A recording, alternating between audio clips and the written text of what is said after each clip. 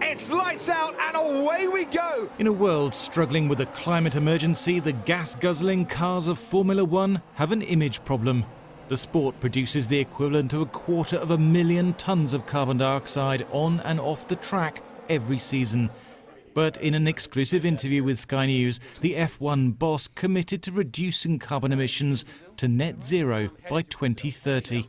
We think we can play a real leadership role in terms of reducing carbon emissions and ultimately eliminating carbon emissions from the combustion engine. And I think that is through both fuel technologies, biofuels, potentially down the road, things like hydrogen fuels, as well as energy recapture. Is there not a risk that, in effect, you're supporting a redundant technology, that the internal combustion engine, the traditional petrol and diesel car, come 2030, will be phased out? I think the number something like 1 billion cars are combustion engine cars, and to the degree we can be a platform that shows what's possible in reducing emissions and creating more efficiency through those combustion engines, we think is an incredibly important part of the story, and we think is an incredibly important part of the solution.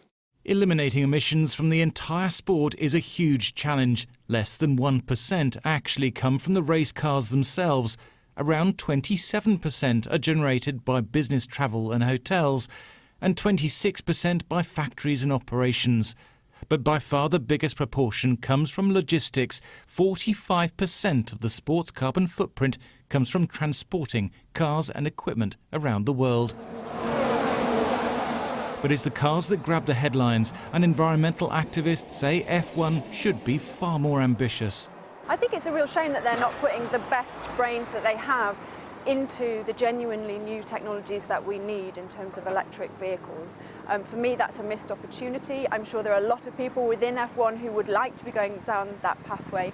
Lewis Hamilton recently urged fans to go vegan to reduce their greenhouse gas emissions. Formula One says the drivers and teams support the new zero-carbon target, even though there may be a slight drop in the car's performance. But the sport knows that in a greener future, the thirst for speed will have to be balanced with the environment. Thomas Moore, Sky News.